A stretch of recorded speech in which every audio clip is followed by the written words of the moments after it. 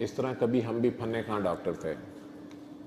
इत्तेफाक हॉस्पिटल में 99 तक, 92 में डॉक्टर बना था इलामा इकबाल मेडिकल कॉलेज से, और 99 तक मैं एक बड़ा सीनियर डॉक्टर बन चुका था, आईसीयू स्पेशलिस्ट था।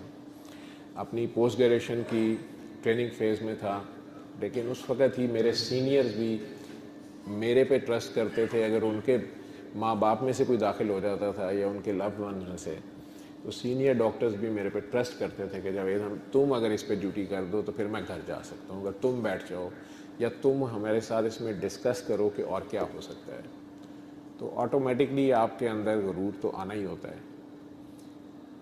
और अगर अस्पताल में जूनियर से सीनियर तक ये कहना शुरू कर दें कि डॉक्टर जावेद की ड्यूटी में इज़राइल नहीं आता, तो फिर तो आपका दिमाग सातवें आसमान पे होता है।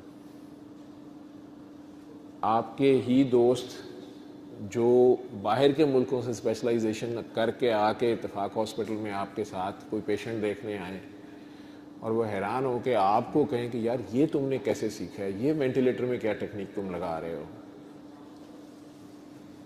तो फिर पीछे मुड़ के कोई नहीं देखता, लेकिन रब को दिखाना आता है। तो एक हादसा था, एक मरीज़ा जिनको हमें उस वक़्त पता नहीं था, इंतहाई सीरियस हालत में आई, आईसीयू में आई, उनको वेन्स नहीं मिल रही थी। बाद में पता चला कि उन्होंने नशे के टीके लगा लगा के अपनी वेन्स उड़ा ली हुई थी, और उन्हें उस वक़्त जो निमोनिया था वो एड्स की वजह से था, और उनके जिस्म में हेपेटाइटिस बी और सी, ये तीनों वायरस HIV, बी और सी वायरस थे। लेकिन नर्स की गलती से और मेरी किस्मत से उनकी खून आलूद सुई बल्कि सिरिंज और ब्लड मेरे इंजेक्ट हो गया हाथ में इस जगह में। वो तो अगले दिन मर गई, लेकिन जब उसकी रिपोर्टें आई तो मैं भी मर गया, क्योंकि मेरा वो इल्म जिसमें मुझे बड़ा फ़ख्र था, उस इल्म के ज़रिए मुझे पता था कि इन तीनों अमराज का इलाज दुनिया में नहीं है। एड्स HIV वायरस से होती है। HIV आपके जिस्म में आ जाए, 10 साल भी वो खामोश बैठा रहे, आप खुश रहें कि खैर है मुझे कुछ नहीं हुआ, वो 10 साल के बाद आपको एड्स जैसे जरासीम में आपकी अपनी पूरी आर्मी ख़त्म कर देता है। तो सुई तो लग गई,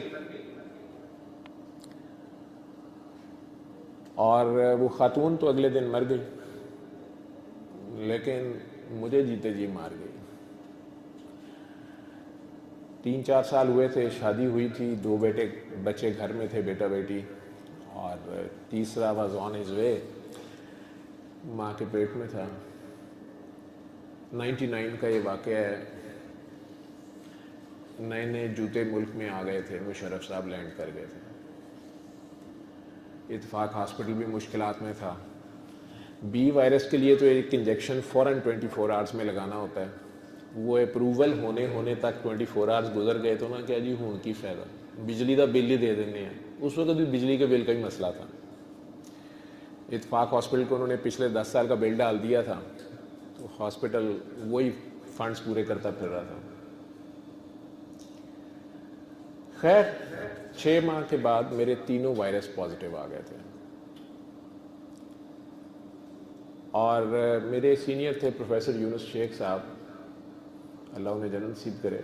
उन्होंने मुझे एक बात कही कि जावेद अब इस बात को दबा दो, ज़िंदगी मौत अल्लाह के हाथ में है, लेकिन इसका जिक्र कहीं ना करना, तुम्हारी जॉब को भी ख़तरा हो जाएगा, क्योंकि बाहर के मुल्कों में तुम्हारा टेस्ट किया जाएगा, और कोई भी ऐसा प्रोसीजर या ऐसी जॉब, आईसीयू में बहुत से प्रोसीजर करने पड़ते हैं जिसमें आपको प्रिक हो भी सकता है, आपका ब्लड पेशेंट को लग सकता है, पेशेंट का ब्लड आपको लग सकता है ड्यूरिंग सर्जरी। तो उसमें फिर आपको जैसे पायलट को ग्राउंड कर दिया जाता है, तो आपको उस जॉब से हटा दिया जाता है, कोई रिसर्च वगैरह पे लगा देते हैं, किसी पे कर देते हैं। तो उन्होंने कहा तुम्हारे जैसा डॉक्टर जो है वो ज़ाया हो जाएगा, एहतियात करो, अल्लाह की तरफ से है। बहरहाल मेरा इल्म, डॉक्टरी का इल्म जो था वो अब मेरे लिए अज़ाब था। उस ज़माने में गूगल इतना तेज़ नहीं था, ईमेल होती थी सिर्फ, जो दुनिया में दोस्त बैठे हुए थे उन्हें मैसेज करता था, यार वो मेरा एक कुलीग नर्स है, एक लेडी डॉक्टर है, उसको सुई लग गई है, उसका ब्लड पॉजिटिव है, तुम लोग बताओ वहाँ क्या कर रहे हो।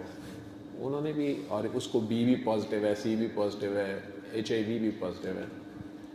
उनका आगे से जवाब होता था कि यार तुम्हें नहीं पता कि मतलब अब मरने दो उसको, मतलब अब और क्या हो सकता है। फिर एलोपैथी के बाद होम्योपैथी, हिकमत, हकीम साहिबान, फिर पीर साहिबान, फिर उल्मा, फिर दमदरूद, लेकिन किस्मत में बमबरूद ही था और यही नज़र आता था कि मरना तो है।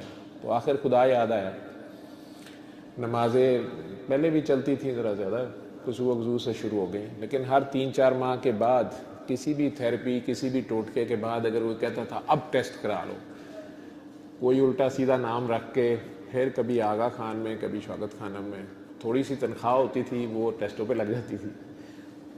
3 हॉस्पिटल्स में मैंने जॉब शुरू कर दी। घर नहीं जाता था, सिर्फ 4 रातें मैं घर जाता था, रात 8 बजे से सुबह 8 बजे तक। एक हॉस्पिटल से निकला, दूसरे से तीसरे, सुबह फिर पहले में, फिर दूसरे में, और एक ऑफ होता था किसी हॉस्पिटल का। उस दिन घर, और बेगम को शो करना कि हम बहुत थके हुए हैं, सो जाना। जो घर खाना खाना, वो बर्तन जाके खुद वाश बेसिन में रखने। मेरी माँ ने 14 साल की उम्र में था मैं जब यतीम हुआ था, वालिद साहब गवर्नमेंट कॉलेज लाहौर में प्रोफेसर थे इंग्लिश के। मेरी माँ ने हमें बड़ी मेहनत से पाला था। 4 भाई छोटे थे, बहन थी। वो मुझे दुआएं देती रहती थी कि मेरा बेटा बहुत मेहनत कर रहा है, 3-3 अस्पतालों में जाता है। मैं घर आना ही नहीं चाहता था कि बच्चों को मेरे से ना लग जाए कुछ, मेरे किसी जूठे बर्तन से मेरी बेगम को ना हो जाए, वो ऑलरेडी प्रेग्नेंट थी। तो डॉक्टरी का इल्म बार बार बस यही बताता था कि तुमने मरना है और इसका कोई इलाज नहीं है। मैं जो 92 में डॉक्टर बना था और हाउस जॉब शुरू की थी सर्विसेज हॉस्पिटल में, तो अल्लाह से दुआ मांगता था कि या अल्लाह तूने हर मर्ज की शिफा नाजिल की है, मुझे बता दे, मैं मुफ्त बांटा थी। अब ये दुआ भी भूल चुका था।